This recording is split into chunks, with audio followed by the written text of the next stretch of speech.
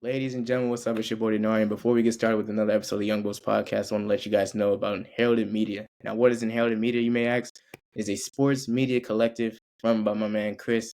If you like basketball, if you do podcasts such as mine, Young Bulls Podcast, or you like doing photography like my man Aiden, or you like doing anything else, you like writing articles, hit us up at Inherited Media. There's a lot of good creators over there, and if you want to be a part of something special like that, hit us up. Let us know, and just follow us on IG at Inherited. Link is in the bio. And yeah, man. With all that being said, enjoy this episode of the Young Bulls Podcast. And peace. Jay, you got anything to say before this episode? Follow. Anything else? Subscribe. Follow. Watch. Love. Support. And support. Enjoy the episode, man. Peace. Ladies and gentlemen, what's up? It's your boy Nine here. Before we get started with today's brand new episode of the Young Bulls Podcast, I want you guys to go check out this clothing apparel company called Solitary Faith Apparel. Solitary Faith Apparel is an apparel company my man Manny did. Shout out, man. He went to high school. I went to high school with him, but he's doing his thing, and he got a lot of good pieces on there, a lot of shirts and shorts, and it's a legit site. It's not one of those. It's not one of those scam things.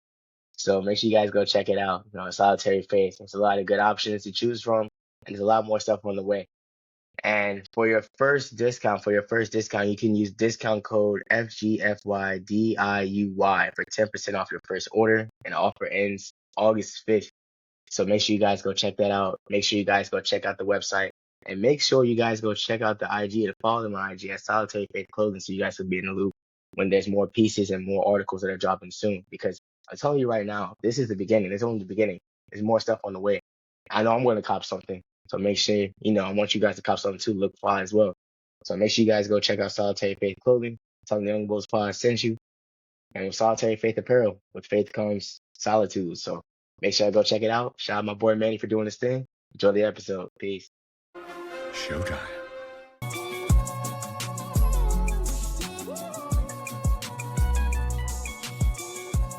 Bro, Chris Paul has better handles than AI.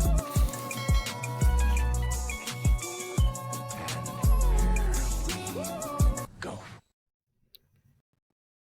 Ladies and gentlemen, welcome back to another episode with the YB Pod. I know y'all ain't seen my face in a long time, but I'm back now, so. Yeah, that's your boy Kwengo. It's your boy Denari here. Back with another episode, as Kwengo just said. We got a guest today. It's our boy Senai. Senai, say what's up to the people, man.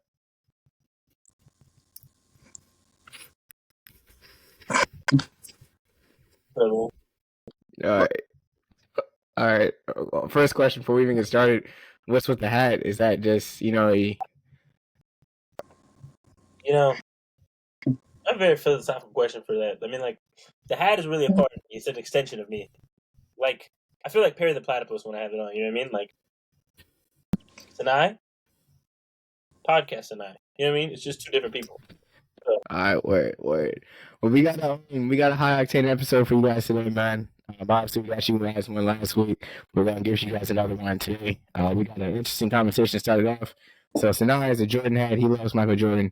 Nice. He considers him to be the GOAT. Me and Kwengo, on the other hand, we consider the GOAT to be the kid from Akron himself, chosen one, LeBron. Yeah, LeBron James. So we're just gonna start off with this podcast with just Senai. You said you had a lot to say about Jordan being the GOAT. So go ahead, man. You have the floor. So I mean, number one, let's talk about Jordan GOAT, right? Jormania, Jordan God, Jordan Jesus. They did actually call him the Black Jesus back in the day, but nonetheless. So, number one, you want to talk about the best basketball player of all time, right? There's a lot of different things that you have to take into part. Okay, championships. You have to have at least rings. You can't be one of the GOATs and have no rings. It's impossible. LeBron and Jordan both had that, but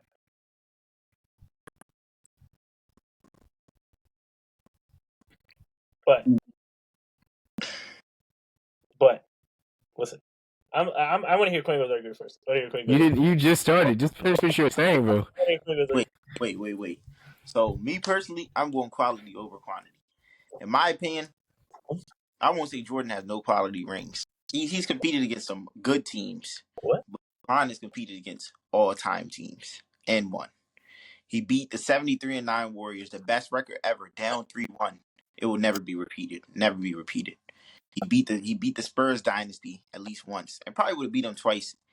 This man D Wade didn't have horrible knees, but you know what I'm saying. Not to mention, he forced the second best player, arguably of his time at the time, to go team up with the third or arguably second best player, Stephen Curry, so that they could beat him. That's my GOAT.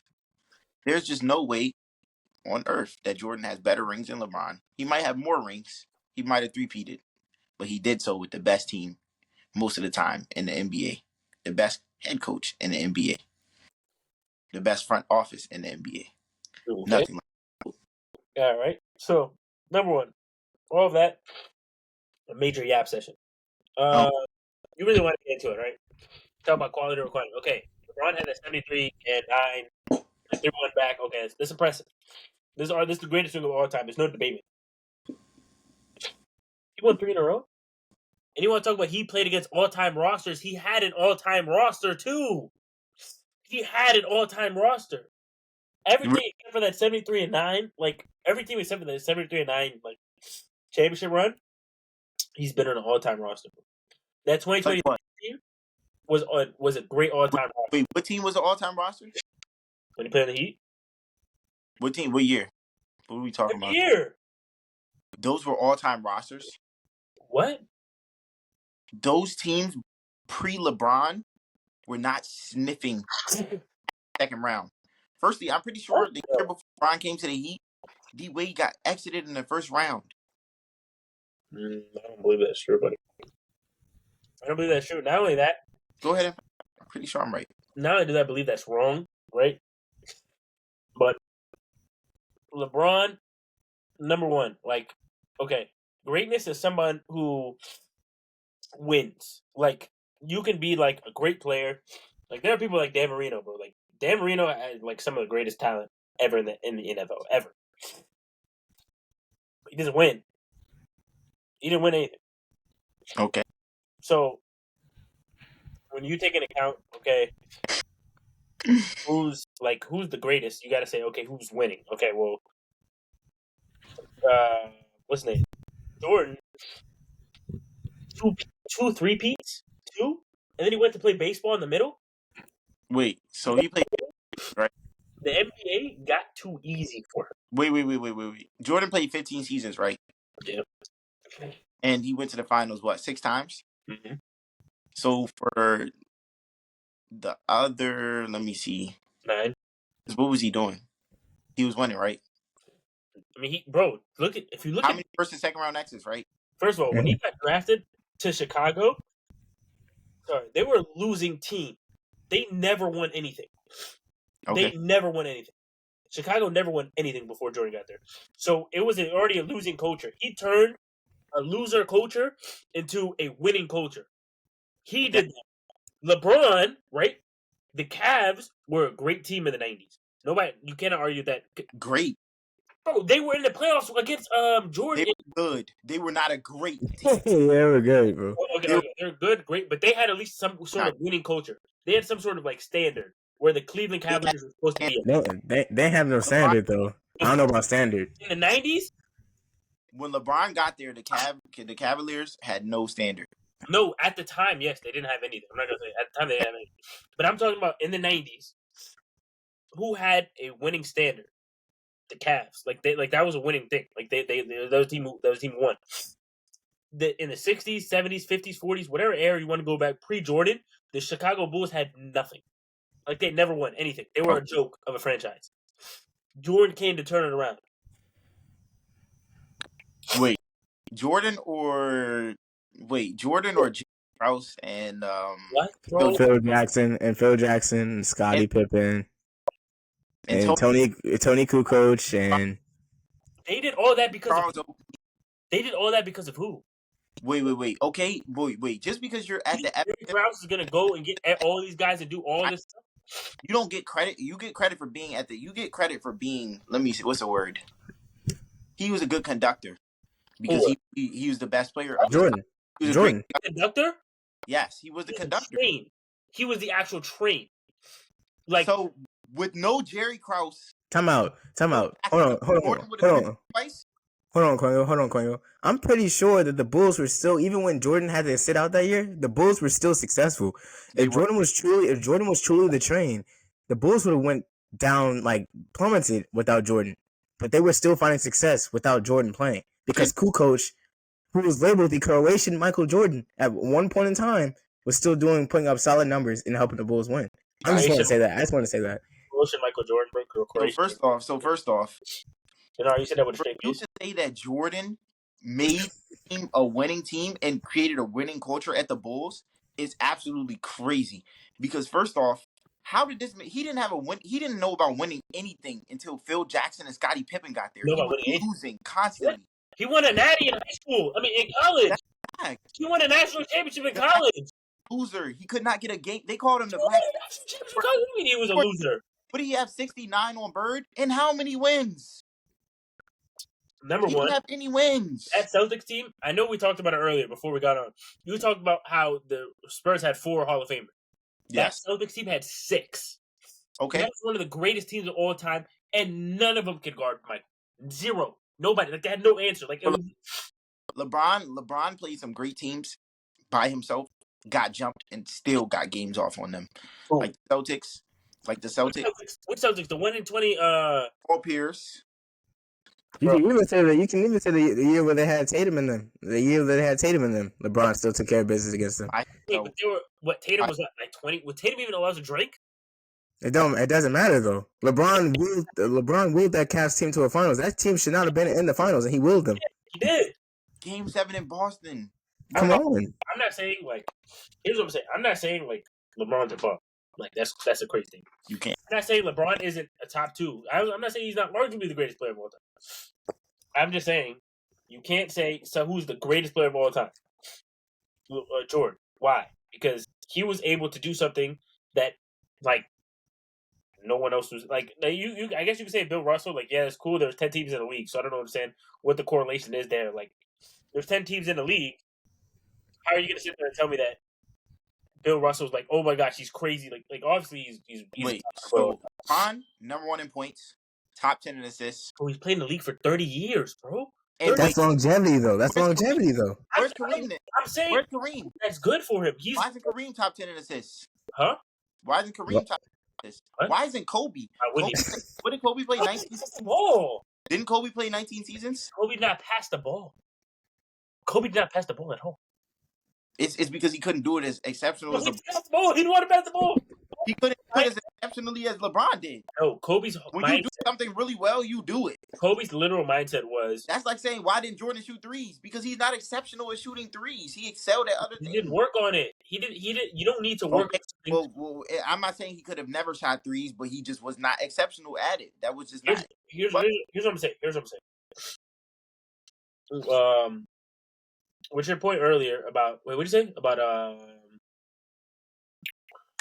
What did you say earlier? You just talking about. What did you just say? Longevity. Yeah, he said Kobe. Bro, Kobe's mindset. You looked at it multiple times.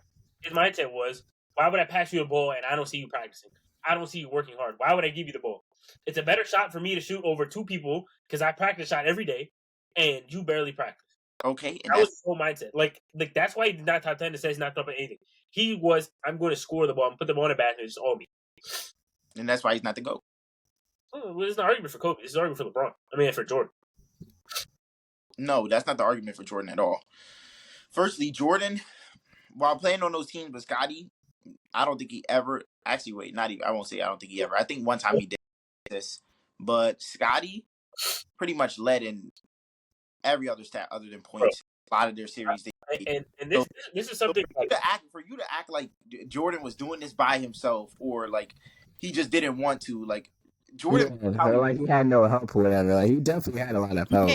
No, you didn't. Like the whole point of having help is like this. With people like Jordan and like Kobe or whatever, the whole mindset is like, okay, you don't work like you work obviously in the NBA. Like they know how to play basketball. Like, that's just stupid to say that they don't know how to play basketball.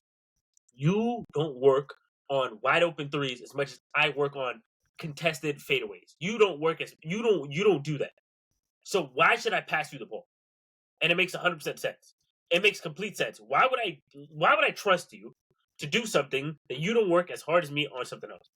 Like, it makes no sense. So, like, I don't understand where you get that from. And not only that, like, listen, I respect LeBron. I think it's cool or whatever. You know, like, he's whatever, bro. But, like, brother, Jordan averaged 37 in the finals. 37. Let's not even talk about let's not even let's not talk about averages. Let's not talk about the limit. About 2018, whatever. Like, Didn't Bron have 41 in Game 7? What are we talking about? Didn't Bron have 52 in Game 1 against a stacked? A 33-point triple-double. Come on. Didn't Bron have like literally 50-51 against the KD Warriors in Game 1, even though they lost that game? Look. Hey, Kwengo, I just want to say something real quick. So now I understand what you're saying about Jordan, but you're saying it like you haven't seen like literally haven't, like you've seen him play. Like you've seen Bron play. Listen, Senai, listen, bro. You've seen Bron play. You've seen his greatness from 04 to 2024. For 20 years, you've seen his greatness. I was 1 year old. What are you talking about? But you've seen his greatness, bro. Okay. You've seen what he's been able to do to teams, every team that he's been on. He's won a championship with every single team that he's played on. You understand that, right? He's won a title with every single team that he's played on. Every team game plans for Bron. If you put Bron back in the 90s with Jordan, Bron is cooking Jordan stop. If you put Jordan in today's generation, Jordan is averaging a cool 20, but that's it. How does that make sense? Explain how that makes sense. It makes perfect sense. Okay. This is the number one thing. This number one thing. Like, I won't argue. Bron could play in any era. Listen, I won't argue about this, right? I won't argue about this until we understand this.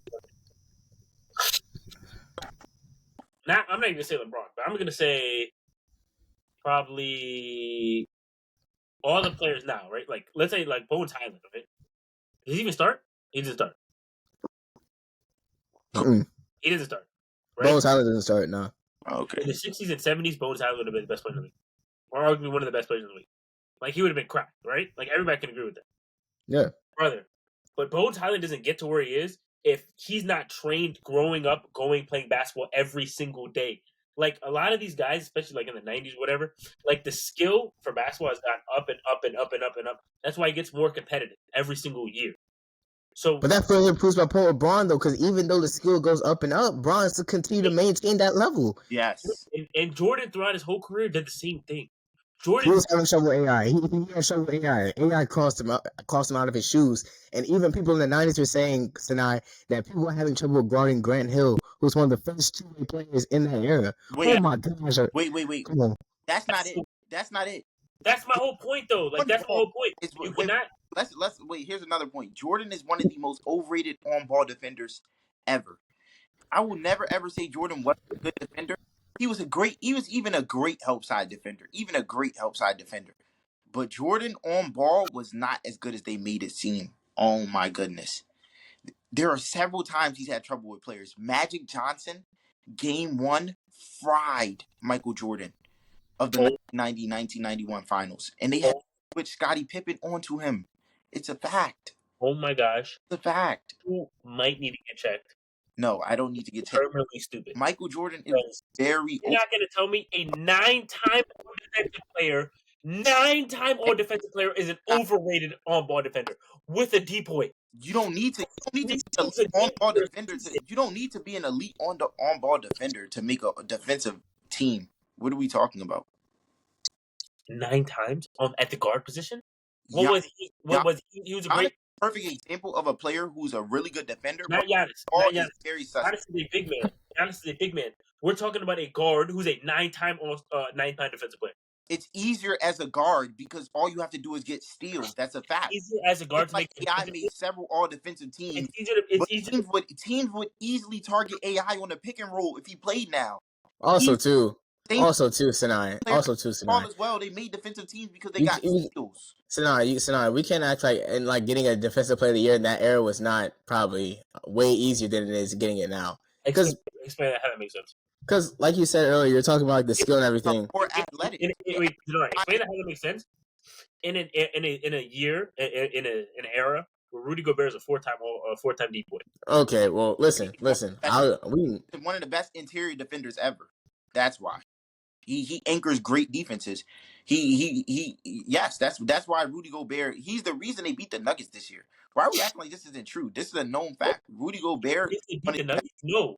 They beat the Nuggets because the Nuggets don't have good defensive guards. Yeah, you kind of lost in that, bro. I ain't... The Nuggets. They beat the Nuggets because they were able to stifle Jokic on the inside and stop Murray. And because they have three great bigs. That defense. If you take Rudy they have three capable bigs they could put on Jokic. No other team has three really good bigs. No other team in the NFL and in the NBA. Like that's how the Lakers structured their roster. When they won in the bubble. Three. Oh, yeah, because they had JaVale McGee, AD, and Dwight. Yeah. Like you need 3 7 plus. Like this is like back to Shaq. Like you need 3 7 plus to put 2 guys on them, so at least you can try and stop the lob coming backside, and you can at least play some defense on Jokic. Like you need 2. I'm not gonna lie, I don't think that's what the Nuggets did at all. Actually, the Nuggets actually let him go 1-on-1 way more, and actually stopped they locked the perimeter down and stopped Jokic scoring. That's actually what happened. I feel like though. Back to that point though about Gobert. Gobert, he has 4 of those depoys.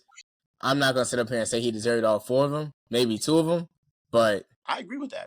Yeah, I mean, he's one of the. I'll say, like, obviously, when you put Gobert on people, they miss. It's just a fact. Bro, Jokic had 40. No. I was about to say that. I'm not gonna lie. I don't think you guys pay much attention. Like the reason why he's getting these depoys is because when he plays on a team, the defensive rating is number 1, and he's also still getting blocks. Wait, do you agree he should have gotten it over Wemby this year? No, I don't think Wemby deserved it. Okay, it was Anthony Davis. I'm not gonna lie. I saw a lot of bigs like have their way with Wemby. I'm in Lakers bias, bro. No. I'm sorry. I would never ever like. It's so crazy. Do you realize that Embiid dropped 70 on him? Like respectfully. Yeah, yes, he's gonna get a lot of blocks, and he's gonna like cause people to stray away from taking shots because he's 7'6" and he's a good shot blocker, right? So respectfully, but we have seen time and time again, if someone drops their shoulder into Wemby, he flies. He's not as elite a defender as LeBron. LeBron did to him at the Olympics. Joel Embiid is arguably the best player in the world. Not him. He's not even arguably the best player. He's the best scorer in the world. But not just him. AD also had almost 40 on him. Several big 40 this year. But you also gotta realize too, this is Wemby's first year, so it's probably gonna be the worst that he's gonna be throughout his career. I'm not saying I still think he's the top 3 defender in the league. I still think he's wait. I don't think he's as good as. Who would be your top 3 defenders? Huh? Who would be your top 3 defenders? My top 3 defenders this year. I know one person who better be in that list. I had AD in there. Okay. There were some good defenders this year. Herb Jones was tough this year. Bam like he is every year. But you know who was really good? What's the? Oh my gosh, is it Jaden McDaniels? Oh, Jaden McDaniels. Yeah. He had to be top 3 this year. He had a great year, and he had a great playoffs. So I probably got him. He had a good. Luka Doncic decided to play basketball. And Jaylen Brown, honorable mention. He was probably top 5, top 10 this year too. Played great defense. But yeah, any final words y'all want to say about the GOAT debate thing? Because I'm gonna circle back to it. Because no, we're canceling. Because the number it's so hard to argue with people, right? When the key concept is this, bro. Players now are way better than they were in the 90s, and they specialize in different things. So you cannot just say I hear people talk about something. Oh, you put like Jordan in this era, he's like a better DeMar DeRozan or something. It's like no, that's not how it's gonna work. Because if he grew up in this era, right? Jordan grew up in the 70s. He played basketball. He grew up in the 70s. He looked up to people like David Thompson, Julius Erving. These guys don't have a jump shot. They just go to the basket, up and under, like dunk, do whatever, bro. That's what they do. So that's what he did. Look, so that's how let me explain. I to an extent with that. I agree to an extent. With what I'm saying, like when LeBron first came in the league, he didn't have a jump shot. But once the league started to move on, and don't even clean up, but he shot 20% from three for the first 5 years of his life. LeBron had a jump shot when he came in the league. He never played a shot. He played to his strengths. Okay, so my hope is most this. Players do. Most players. Hey, Kwengo, let's not speak. What is this? LeBron learned. Okay, I gotta have a 3-point shot if I'm gonna keep playing in the league. That's what's so great about LeBron. His adaptability is like extremely high. Like he knows how to improve. If you put Jordan in today's era, he would learn. Okay, I need to shoot threes to be the best. I'm going to shoot threes, and I'm going to practice threes, and I'm going to be the best I could. Like you cannot convince me, Michael Jordan, who was good enough to play Major League Baseball, right? After he didn't play Major League Baseball, Dinar? Senai, he was in the minors. He was in the minors. He didn't play Major League. No, he was in the minors. Pretty sure he played Major League. I didn't check. I'm pretty sure he played Major League. Let me check. Yeah, Michael Jordan was in the minor leagues, dude. He was on the White Sox minor league team. Even bat well. Last I remember, he didn't even bat. No, He averaged a 202 batting average. I know he wasn't. Okay, whatever. Michael wanted to bat. But what I'm saying, my whole point is this: like I know we all saw the Last Dance, greatest basketball documentary of all time. We know that when Bron's documentary come out, that's gonna. I'm not watching it. I'm boycotting. You heard what other baseball players talked. First person to get there, last person to leave. Like we're talking about like intangibles here. Like Mike, you're not gonna sit there and tell me Michael Jordan would have been like, okay, if I need to be the best, I need to have a great 3-point shot. I'm gonna get a 3-point shot. Like he would do it. And you pair that with a 50-inch vertical. Like what else are we talking about here, bro? So, firstly, several different points of contention before we end this. Several different points of contention. Right. That one, what he said about Jordan, about us not being able to compare eras. Firstly, I usually agree with this, but there's some big differences here. When Jordan and LeBron were basically two intertwined eras. Jordan might have played in the 90s, but LeBron got drafted in 2004, 2003. So Jordan retired the year before. So their eras were not as different as you think they are. Like now, maybe like post 2010s, basketball is much different with like, you know, how people play on the perimeter a lot more now.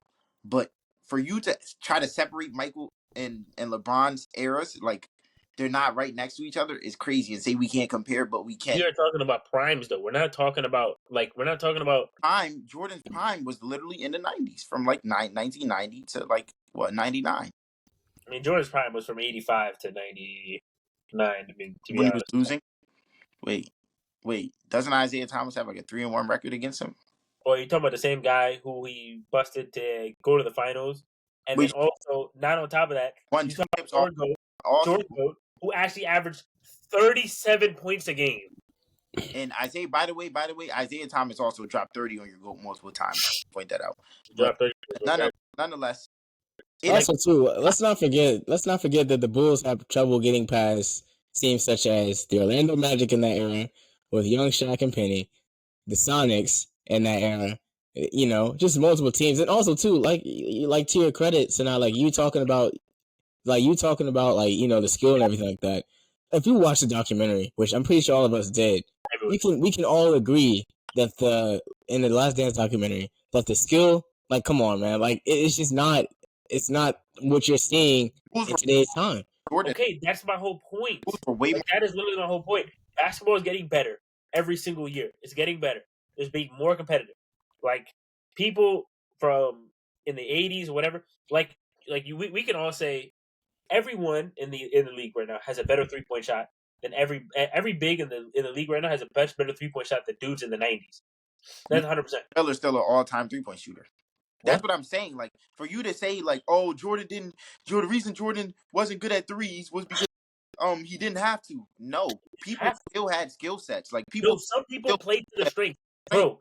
Like there wasn't a single player in the NBA. There wasn't a single player in the NBA, right, that had a 40-inch plus vert in Jordan. I'm talking about 90, 98, whatever, till now, right? There was a single person that had a 40-plus inch vert and could shoot threes. No. Okay. But now that's everywhere. I mean, I guess people have the skill set, but like not everyone employs. The whole point. Not everyone employs that skill set. Like just because you have it. Not everybody has it. Consistent basis. Like not everybody has it. How many with a 40-inch vertical in the NBA right now are shooting threes at an elite level every night? Not many. Like maybe like Zach LaVine. Let me think. Nah, there's literally Donovan Mitchell, John Morant, Well, I guess not John Morant. Morant is not shooting at elite, and he does it well. Let me see. There's not that. Kwengo, any last words about the GOAT debate about LeBron? You want to make your final arguments? End all saying this, man. LeBron, not only has he scored the most points of all time, he has generated some of the most points of all time, period. If you've seen that Jimmy High Roller video, like he dropped like a year ago, LeBron has generated over like 50,000 points. Like for that to go along, those assists with what he scored, the quality of his rings, you know what I'm saying, the accolades, handling all the pressure, defeating all-time teams with some of the greatest IQ, elite defense, great finals performance, classic playoff performances. That's why he's the GOAT. That's all I have to say. That's looking, man. Wait, before we end this segment, guess who has a 40-inch ring? Who? Mike Conley. That's the surprise. He's a 40.5-inch ring. I believe it. I've actually never seen him dunk, so that's crazy. Holy crap. Yeah. All right, but cool. All right, cool. So before we even just go any further, I just want to reiterate. I'm about to say this in the intro anyway, but that was episode sponsored by Solitary Faith Clothing. Make sure y'all go out, show some love to Solitary Faith Clothing, everything like that. But moving on. We just talked about the GOAT debate, greatest player of all time. So now with the Olympics concluding and Team USA winning gold yet again with the help of LeBron James, we're now going to take a look at the, Team USA basketball teams and rank those between, whether or not which teams are the greatest of all time. So obviously you got the Dream Team, the Avengers, the Redeem Team, and the other team. So, Senai, you go ahead and go first. Okay, so wait, it's just those three, right? Because those are the three best. Yeah, the ones that won't We're at not least. right? We're not coming to 08 team. No, we can. Okay. Oh, like I gotta pull them all up, but I think number one is the Redeem Team. Like, I don't think there's not a single planet where you tell me Kobe Bryant is prime, LeBron is prime, D Wade is like. There's no way you're gonna tell me. Was Melo on the 08 team? Yeah. He was on the 08. He was on the 2012, right? Melo was on both. He was definitely on 2012. Okay. Yeah, Melo was on both. Yeah, I mean, that's the best team. I'm looking right here. I just want to see who has the highest point differential because that's also extremely important. But I'm not gonna lie, without looking, just raw, not without looking at all this stuff.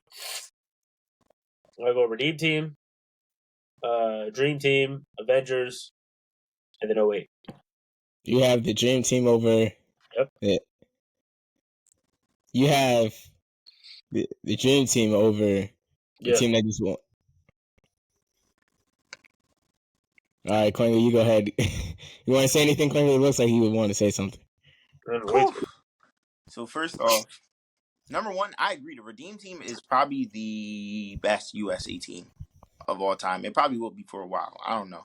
I low-key actually can't even see them being top, but you know how it is. Like in the future, there probably will be a team that tops them.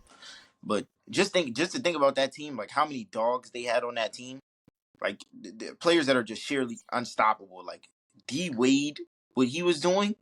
Then you had Carmelo coming off the bench, easily give you 30. Then you had Kobe, you had LeBron. Then you had, was Dwight Howard? Dwight Howard was definitely on that team. On the 2012? Some of the other bigs were on that team. But, oh my goodness, that team was elite. Dwight was not on that team. The 2012 team? Who? Tyson Chandler, Tyson Chandler was on that team. LeBron, Russ, Deron Williams, Iggy, Kobe, Kevin Love, James Harden, Chris Paul, Anthony Davis, Melo. Yeah, that team just had too many dogs, though, in my opinion. I think what they have over the Avengers have more skill, but give me that mentality. They have just as much. I would say the Redeem Team has just as much skill, but great mentality. Dogs everywhere. I'm saying they play hard. I think the only knock I can have on the Avengers is I think they get a little bit lax. Like I don't think that Redeem Team was much more mentally tough. I got you. So Redeem Team's 1, so he got for 2. The Avengers has to be 2, and then the Dream Team, and then 08. The Avengers has to be 2. Even with what happened, in the Olympics, some of these games being close, what they were able to accomplish, and what I saw LeBron, KD, and Curry do down the stretch, it's just like it was crazy, especially those circus shots that Steph was putting up in the final against France. It's like I got to give credit where it's due, man. That team, not to mention all the other teams, will have a nightmare trying to guard them like when they're locked in. But yeah, then the dream team. You know what I'm saying, just to respect, my elders to an extent. They were still a great all time team, but I just don't see them doing anything with the Avengers or Redeem team. And honestly, probably the '08 team as well. Honestly, probably the '08 team as well. All right, so team last, and actually, for me, I got 2012 team first, and I got the Avengers, obviously, because just the star power they have on that team is just, Dream Team. I mean, it's cool, but obviously the star power on the Avengers is just massive. It's just way too many stars on there. Third, I got the Dream Team. No, actually, third, I got the '08 team. Third, I got the '08 team. And then lastly, I got the Dream Team. I feel like 3 and 4 could be interchangeable, honestly. The Dream Team for that era was nice, but now I'm just gonna be honest, man. Now it's just like, that's what I got. So yeah. I heard in the last 6 minutes, probably the closest thing you get to malarkey. Because like the Dream Team, right? The closest margin of victory was a 38-point win over Puerto Rico. The closest margin, like they smacked every team they played. Smacked them. But it was easy. You wait, know what I'm saying? How many players were on those teams? Listen, okay, that's what I'm gonna factor in. That's why they're not the best. Like, if we're talking about like in the era who dominated the most, like it's the Dream Team by far, no question. But you also need to factor in like who do they play? That's why I put him at third, or what I put second or third? Second. I put him at second because, brother, for this point differential is actually insane. I've never seen. I didn't see this, bro. They beat Venezuela in the championship game, in the gold medal game, by 47. Venezuela, come on, bro. You wanted to choose who they play against, or? I'm just saying. You want them to play against yourself? Name even a single player off that Venezuela team. Was there anybody in the league on that Venezuelan team? Let's look right now. Dude, come on. It's the same thing with the GOAT debate. That's what I'm saying. Like, the game has grown. The game has grown. And, right. But putting them last is, like, crazy. Not to mention, yeah, that's another excellent point. LeBron has really, he's still expectations with the globalization of basketball. I don't understand. Giannis, Embiid, Jokic, and LeBron somehow still finds ways. Luka, come on, add Luka in there. Yeah, wow, that's crazy. That's a good point. I'm not even gonna lie. I don't understand what's the hype about the Avengers. Well, first, they're playing in the era of basketball where international basketball is a million times better than it's ever. What do you mean you don't understand the hype? Like, okay, I watched a pretty good amount of the games, but listen, like the team is great, right? Steph, great. Team is amazing, bro. What are you saying? I mean, Steph came in, just destroyed. Steph is like top five, most definitely. He's better than LeBron, but what my whole point? Whoa! Did you just say that Steph Curry was better than LeBron, bro? No, I said he played better than LeBron. He didn't. All right, continue. But I mean, like, I'm not gonna lie. I'm looking at these point differentials, like preliminary rounds. USA in 2012 had plus 191. Point differential was plus 161 for 08. I mean, like, honestly, like, brother, like, I don't know how you can even put these two together. Like, the 2012 team beat Spain by 7, which is their closest. Like, that's the closest thing. Like, the 92 team, the 08 team didn't, like, none of the games that they had were ever close. Like, all the games they won by 20 plus every single game. So, like, every game they won by 20. They beat Spain by 11. So, like, it's just hard to say because Spain is clearly like the best country outside of the U.S. like for a good amount of time. So, like, oh, okay, yeah, that's the team that Spain or France, yeah. Yeah, Spain and France. So like, And Serbia. Serbia is also pretty good. putting the dream team last is disgusting. Like, Denari, you need to be. But was it Croatia? Was it Croatia that was the good team of Yeah, the in the 90s? '90s. Yeah, it's not. I don't think it's. I mean, I respect your opinion, but I don't think it's ridiculous because, like we said, like the game is grown. Like you gotta remember too. You gotta remember too, because this is how you look back at like the USA teams and everything like that.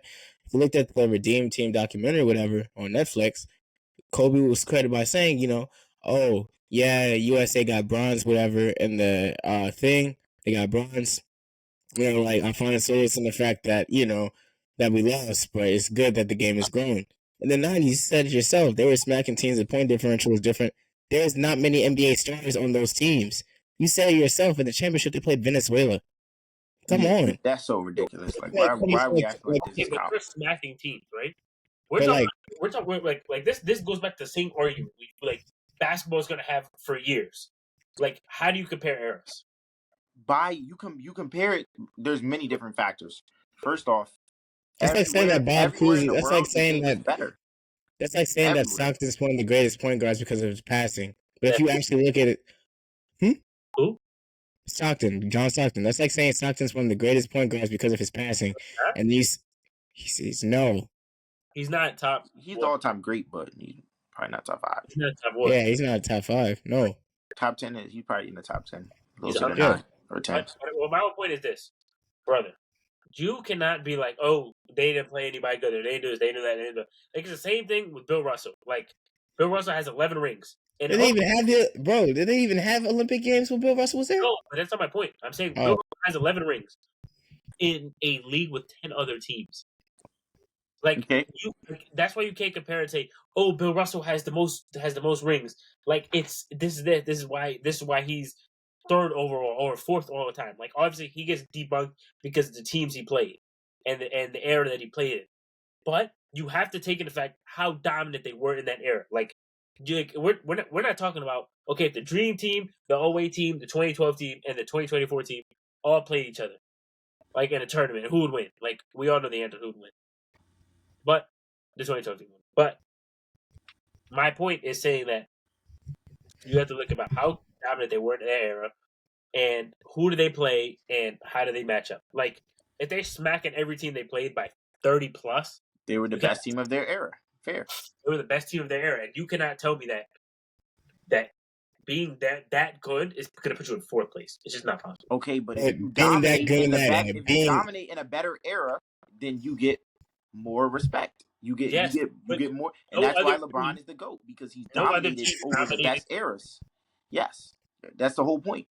But also too, Senai, the reason why we also say that the Avengers is over the Dream Team now is because you look at the stars that own the Avengers now versus the stars who own the Dream Team. I mean, we're not sitting up here saying listen. We're not sitting up here saying the people on the Dream Team were scrubs. And you know what he's gonna say? He's gonna say you can't compare, but you really can, because a bunch of those players on the Dream Team had the same skill sets. Larry Bird had an outside shot. Why are you acting like this is the 60s? Like, I will get it if you say don't compare. Larry Bird is not a top 5 3-point shooter of all time, but you know that? He isn't. If Larry Bird played in this era, his 3-point shooting would definitely be way more exaggerated with spacing and the amount of shots he would be able to take a game. Bro, that would probably help his career. That would probably help his argument for 3-point shooting if he was in this era. Same thing as Reggie Miller. You can compare things like that. Like Steve Kerr, he was a great 3-point shooter in his time, and he would still be a good 3-point shooter now. Reggie Miller was a great 3-point shooter in his era.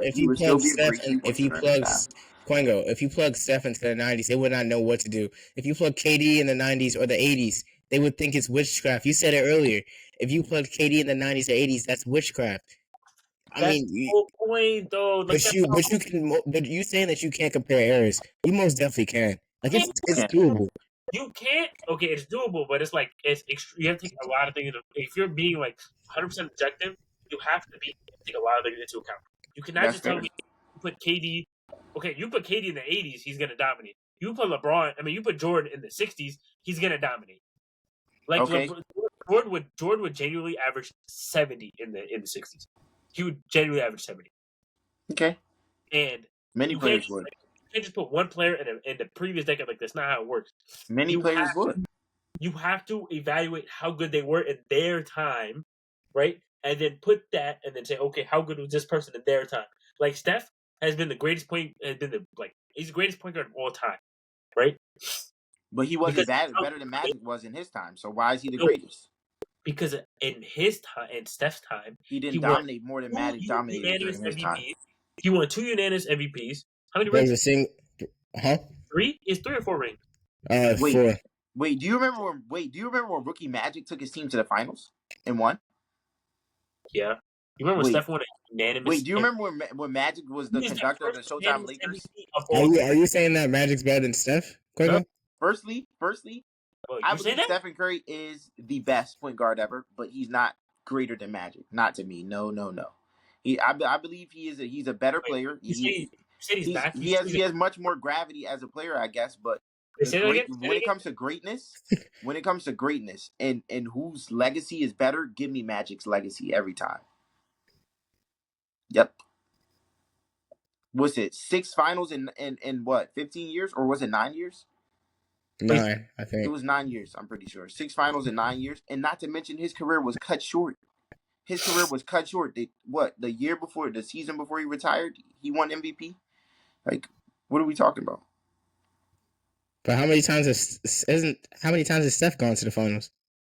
What, like probably? I think he's 4 for 6. No, he lost once. He lost twice. He lost once. He lost twice. LeBron beat him, and lost Kawhi because Kawhi. Yeah. 4 for 6. Yeah, no. Give me Magic's legacy over Steph, but I can admit that Steph was something we've never seen before, and he probably is the greatest point guard talent ever. So it's very arguable to say that he's the greatest or the best, but me personally, I think Magic is greater. That's just me. I think he's greater, but I understand. Yeah, it's trying to differentiate between the greatest and the best and the awesomest and the guy who looks the coolest. Well, sometimes you can be a really good player, but you don't get to have that legacy because you're not afforded a good teammate. Like that happens. Dame has not really played on great rosters, even though I don't think he would be that much higher all time if he did have rings. But like, there are plenty of players who are really, really good, and they just don't ever get that roster. Like Charles Barkley was a pretty good player in his time. He won an MVP, but he never had a really crazy roster. Whoa, what? Charles Barkley.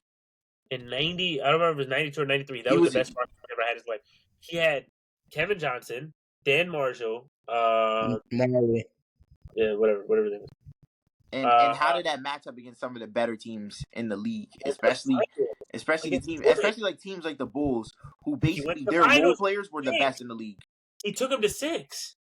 They still lost though. And like I said, they didn't really stand a chance against that Bulls team. How did they have a chance? He took them to 6 because they had the best roster in the league. 93 was not the best roster of all time. I said they had the best in the league, not all time. All right, so just any last words about the greatest team of all time argument, Senai? You got any closing thoughts for you? Well, it's 100% the Redeem Team. You're the number one. The Redeem Team, Dream Team, the Avengers. Oh wait, that's my final say. Kwengo. Like I said, man, I agree with that. I mean, the Redeem Team definitely has to be number one in my opinion. And I would probably put the Avengers too. You know what I'm saying? They're playing against the best international teams that have been about for, I guess since the start of basketball. This is probably like the most competition you're going to get internationally. Like you have teams like France with Victor Wembanyama, a defensive player of the year on that team. And then you got Germany. Yeah, so I'm going to go Avengers 2. And then 08 and the Dream Team last. So I got Redeem Team 1, Avengers 2, 08, and then I got Dream Team last. I'm sorry, I just you can't get any pity from me when you're playing against Venezuela in the championship game with barely any other NBA players. This Puerto Rico team now would smack that Puerto Rico team then. Like Jose Alvarado would drop 50. The Puerto Rico Alvarado listen, that Puerto Rico Kwengo, the Puerto Rico team in 04 smacked US when they played. So, I'm just saying you can't, bro. I'm sorry. There was no other competition. The world wasn't, really seeing us. They had Jordan advertisements and stuff in different countries but the game was still in its infancy in other countries. You can't compare it. I'm sorry. You can't. And like I said, man, with respect to everything, I have Jordan number 2 all time. He did a lot for the game. He globalized the game. Mostly, I won't say by himself, but he was like the focal point of, the globalization of basketball. And, you know what I'm saying? What he did, 6 rings, no losses, great fear factor, tons of aura. I have to put him in the top 3 somewhere. He could potentially be 3. But, you know what I'm saying? I'll respect him and put him at 2. What 2 do you have over Jordan? What two would you have over Jordan, Kwengo? I have. So there was another man born in the #Virgin Islands. Kick him. He's about 7 foot almost. I think we were born in the same part of the island, but shout out to Timmy D, man. Oh my God, he is probably arguably one of the most important players ever to a dynasty. Time out. You put Tim Duncan top 3 over Kobe? Whoa. I thought we all knew Tim Duncan was better than Kobe. Wait, was that it? Wait, was that a debate? No, obviously he's joking. You're joking. Are you joking? How many rings did Kobe have? 4 or 5? Are you 5? Are you joking? 5. And then how many finals MVPs during those rings? Bro, come on. Are you actually joking, Kwengo? No. What was it? Because Shaq, I think, was the best player during their 3-peat. Let's not act like Tim Duncan didn't have, other good players such as Tony Parker, David Robinson, Manu Ginobili. He had good players. Yes. But Kawhi Leonard, come on, bro. He was the focal point. He was the focal point of that Spurs dynasty, man. We'll probably never see it again. Like the talent that he had, with the things that were not counted on the stat sheet that he did on the floor. Yeah, some of the greatest defensive impact ever. Okay, but a wizard in the post. I'm cool if you said top 5. I'm cool if you say top 5, but no. I kind of have a problem. Don't get me wrong. I think Kareem has to be 3 because of what he did. You know what I'm saying? Never losing a game in high school. You know what I'm saying? Thank God. You can't winning on. You call? No, Senai called him. I didn't call him. That's low. I didn't call him. I swear I didn't call him.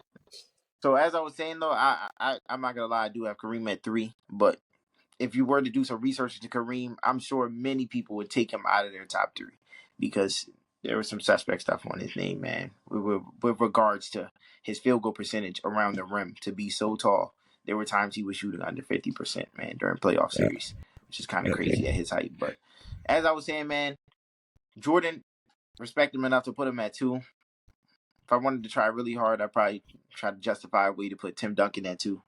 But he's definitely over Kobe. I don't think that's a question for me at all.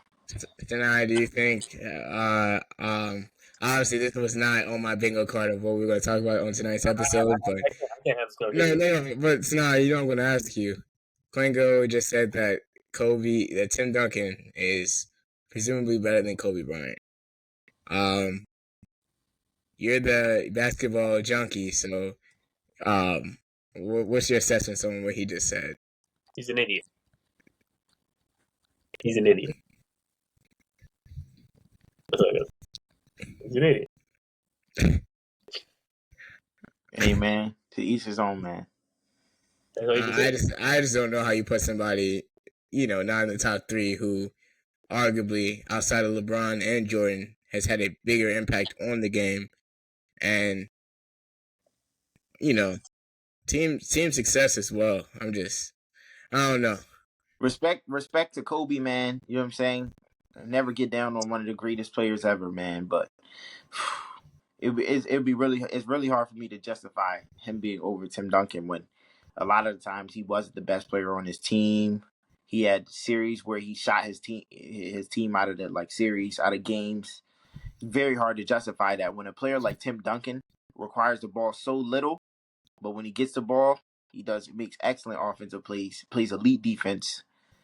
It's really hard for me to justify that when you have a player like Kobe whose selfishness and do-it-myself attitude, you know what I'm saying, causes risk, series.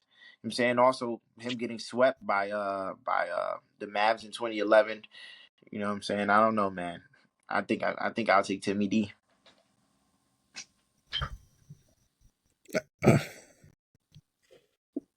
But didn't the Spurs also get swept in the playoffs? Not even get swept, but didn't they also lose in convincing fashion in the playoffs as well with Tim Duncan as well? What? Wait, are you talking about in 2011?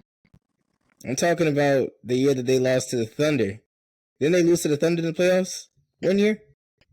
Oh, Like are you talking about 5? 20? Are you talking about 20? That was probably 2013, I think, Yeah. when LeBron beat the Thunder. Yeah. Okay, that's one thing, but that was a really good.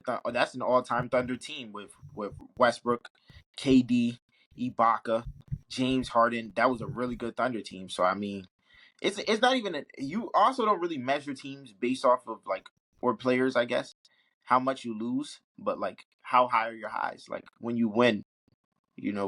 How high do you go? How far do you take your teams? And with Kobe, man, he's taking his teams far. But what I saw Timmy do, you know what I'm saying, for some of the years I was live, you know what I'm saying, when I was rooting for him against LeBron. Take that You part rooted out. for Tim Duncan, bro? I did root for Tim Duncan. After LeBron beat them the year before, man, LeBron was one of my favorite players, but it was disgusting. You're muted. I couldn't see him win again. Senai, you're muted, buddy. You're muted. Couldn't see him win again. You rooted for Tim Duncan? I did. Did I tell you we are from the same island, bro? Like, and also at the time, the Spurs were one of my favorite teams. I really like Danny Green, Kawhi Leonard. As a Lamite rider, you betrayed your glorious king. So you know what I'm saying. I never rooted for George Gambler, George Drunkard. So you know what I'm saying. There's still that, but I did. Yes, I did root for Timmy D. That's George Billionaire, the first NBA billionaire of all time, bro. George Cigars, man. George Casino. Moving on. So, honestly, preseason football has been going on. Me and Jalen talked about it a little bit last episode, but obviously we got a Patriots fan here in Senai, another fellow Saints fan here in Kwengo. So, Senai, what you got to say about your Patriots performance and why Joe Milton should be QB1? Okay, that's a great point. Except that it's not, because he's definitely not going to be QB1. I just want to get a few things out of the way. Number one, Joe Milton played really good. He played a lot better than I thought he was going to play. Two things. Preseason, right? Let's be honest. And number two, that crazy play that he did when he got out the backfield and then he did all this, went 20 yards backward, did that, right? That's not going to work.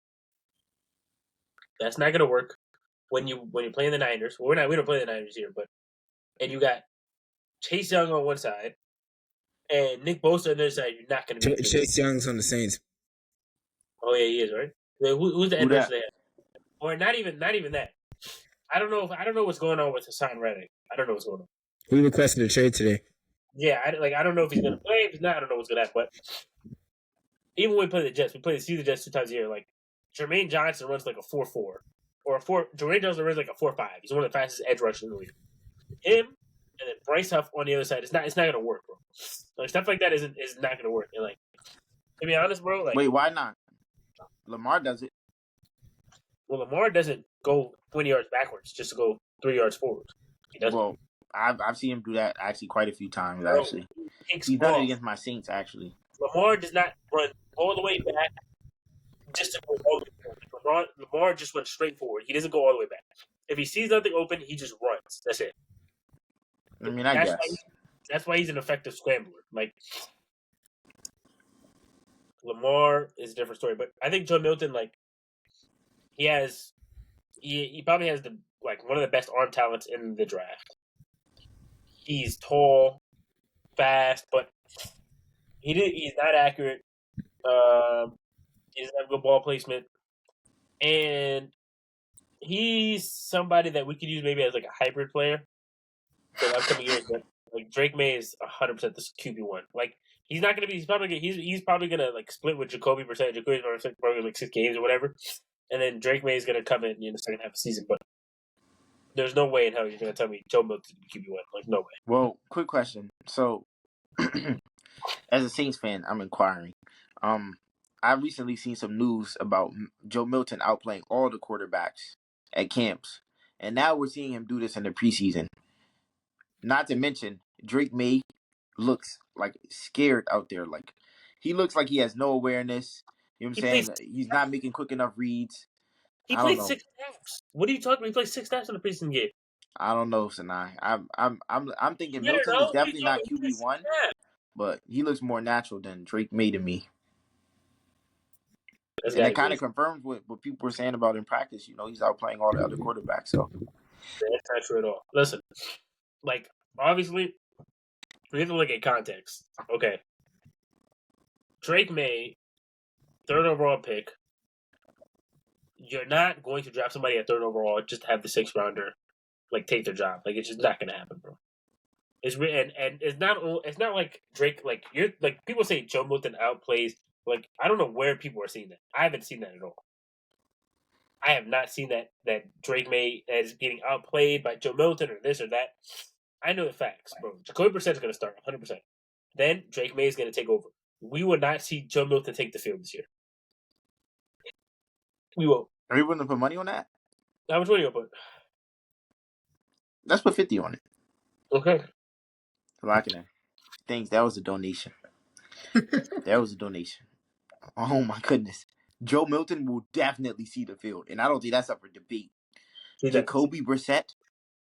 Like, That's unless what you would justify to play. Jacoby Brissett. If Drake Brissett- May's not playing well, Joe Milton will see the field. Jacoby Brissett is definitely going to start.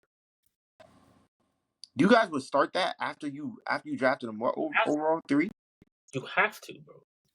Why would you start Jacoby Brissett over your third? So Drake May can learn, like, in live action. Like, he's never sat on the NFL sideline and watched a full game, like, actually being, like, on the team. Like, he's never done that before in his life. I'd be really surprised if you do that because I see in a lot of situations you draft a quarterback top 5, he starts. Well, no, like there are only certain situations, like Caleb Williams situation, you have to because you already traded Justin Fields. Tyson Badge is horrible. Who else? They got the Andre something. Justin Reed, I think that's the other guy. And Brent Ripken. Like none of them are going to start. Jacoby Brissett is a decent starter. He's okay. He's a decent starter. He's not that bad. But no way you're going to tell me that Joe Milton's going to see the field. It's not possible. You know, Haley Zappi needs to get the hell out of New England. Oh my gosh, if I see another 4 jersey in my team again, I'm going to crash. Did you almost buy one? Huh? Did you almost buy one? Who? You. What? Who? Haley Zappi? Yeah, did you almost buy a Zappy jersey? Bro. I would never forgive this man for losing us that Colts game. Like, I would never forgive him and Mac Jones for that. Never in my life. Never. They played awful last year. Like I don't think I smiled once as a Patriots fan. After the first 3 games of the season, when we almost beat the Dolphins. No, we almost beat the Eagles. Yeah, I think we almost beat the Dolphins. Like, I did not smile after week 3. Because once Christian Gonzalez went down, I stopped smiling.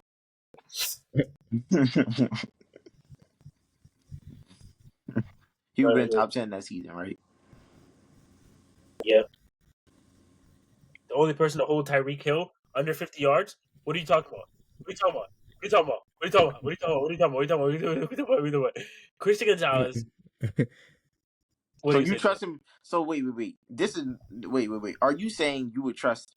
I'm asking you this question, by the way. You would trust Christian Gonzalez 1-on-1 against Tyreek Hill? Yes. Look at the fact. What happened when he played him? Under 30 yards. Wait, let me see. Gonzalez versus. I'm telling you right now, he gonna have to ice up after that game. No, more than ice. More than ice. If he tore his ACL, and then he wasn't like non-contact injury as well. What do you think Tyreek is gonna do to him? Oh my goodness! So, are you crazy? The guy who's almost gonna reach 2,000 yards this year, 3 catches for 32 yards, while getting a pick. How many targets? Like straps. I remember that game. I do remember him playing well against Tyreek. But for you to really think that, like, he played 100% of the snaps too. 100%. And wait, who won the game? I'm wondering. Which one guys got hurt, bro? I don't know what they're talking about, bro. Oh, that's what. Oh yeah, that's why y'all lost. Because when he got hurt, it was like everything Yeah. collapsed after. We actually did, but yeah. Okay. Six All right.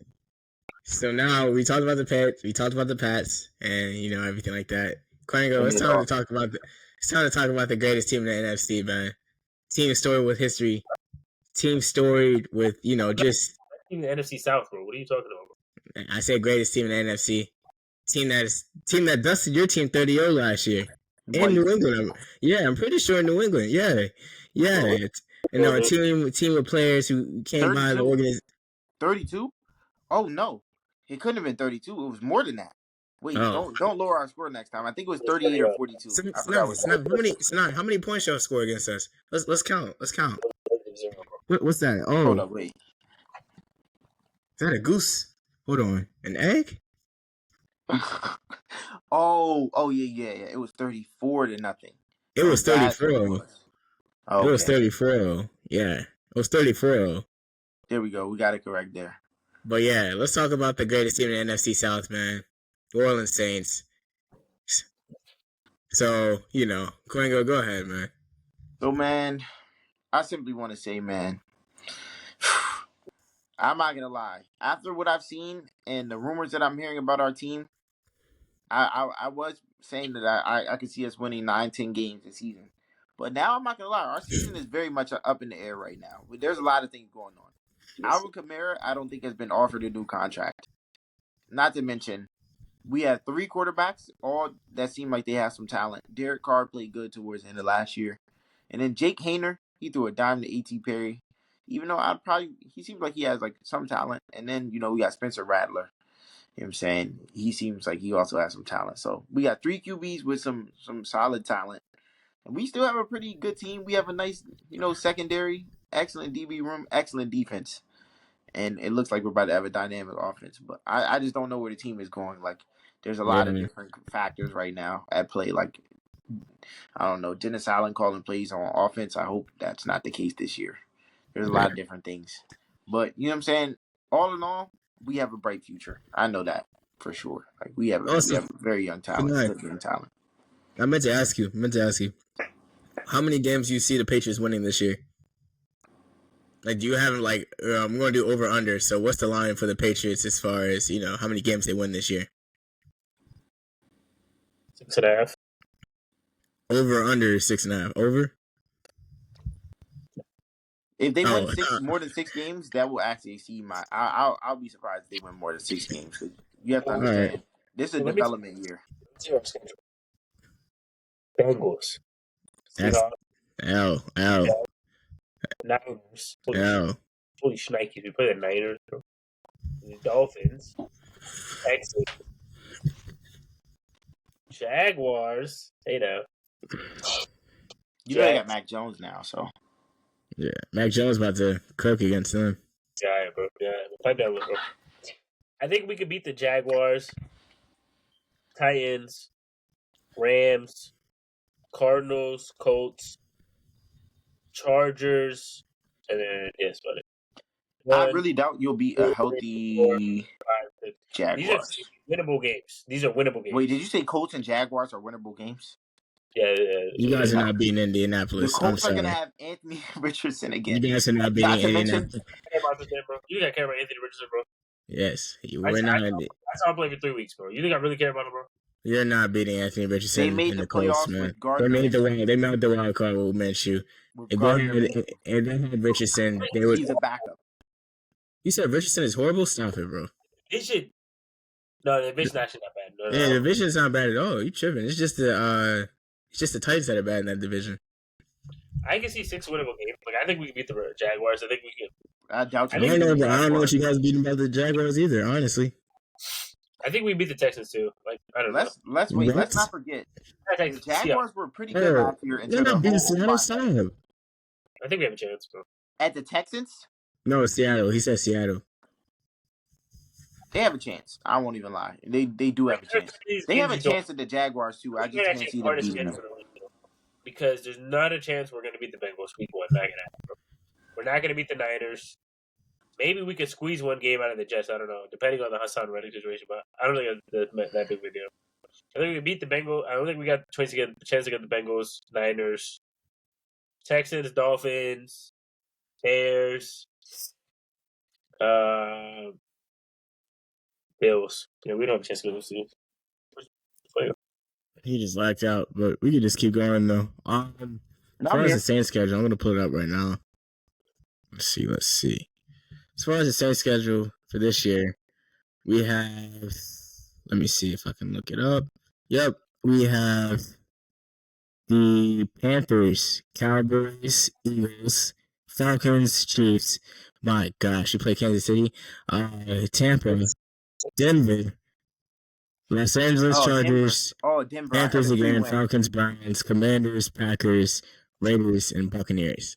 Hey man, that Denver win will feed families, Dino. The difference is you guys are lucky because you guys are the worst division of football. So like you get to see 3 trash teams twice a year.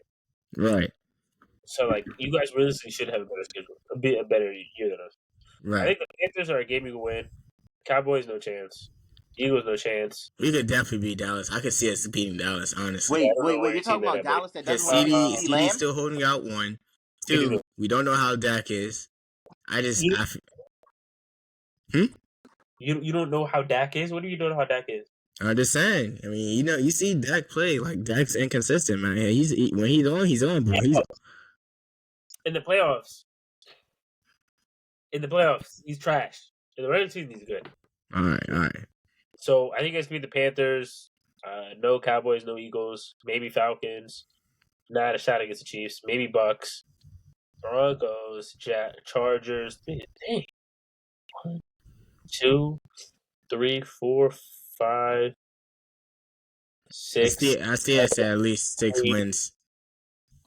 Yo, 9, 10. Yeah, you guys can get. Yeah, you guys can get. I'll put the line at 8.5, and I'll bet the over. 8.5 is generous. No, I'll bet the under.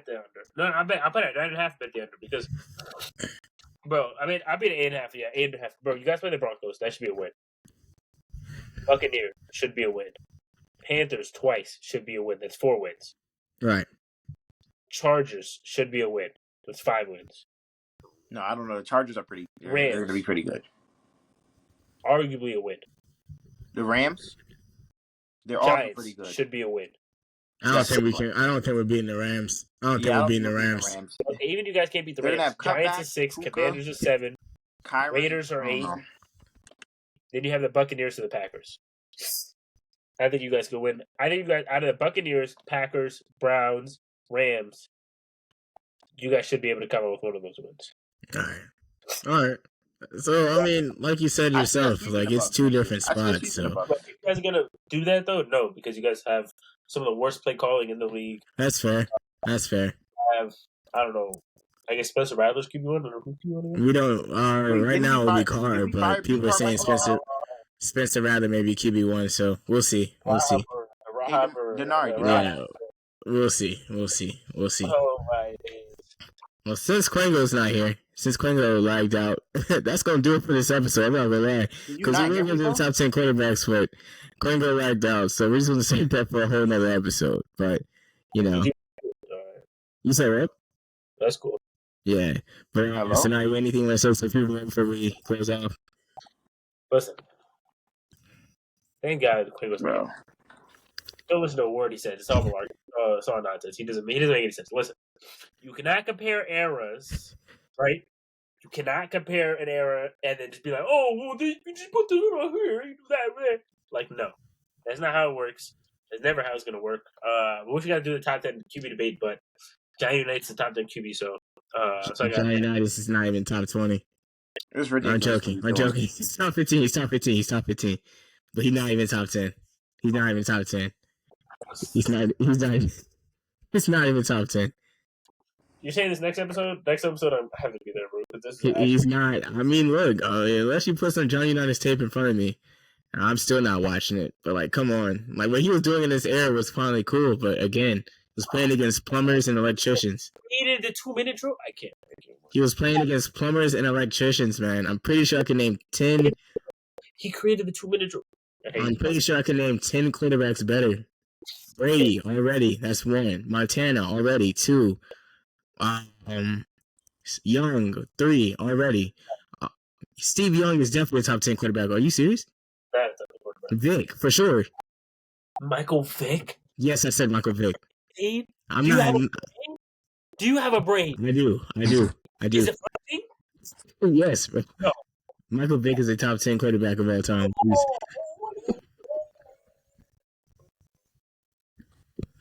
Can't listen to this, bro. Let's change to the next episode. We're gonna be on next, bro. All right, but yeah. So Senai, he's confirmed to come back on for another episode. But my closing thing is LeBron is definitely the GOAT, greatest hooper of all time. Vic's definitely a top 10 quarterback of all time. If you think otherwise, you're tripping. He's definitely over Johnny Unitas for sure. He's definitely over Unitas for sure. Shut up, But thank you guys for tuning in for this episode of the Young Bulls Podcast. I've always been Denari. Again, this episode is presented by Solitary Faith Clothing. Make sure you guys go check out their, IG page and Solitary Faith Clothing. With faith comes solitude. So thank y'all for tuning in. Catch you guys in the next episode. Peace.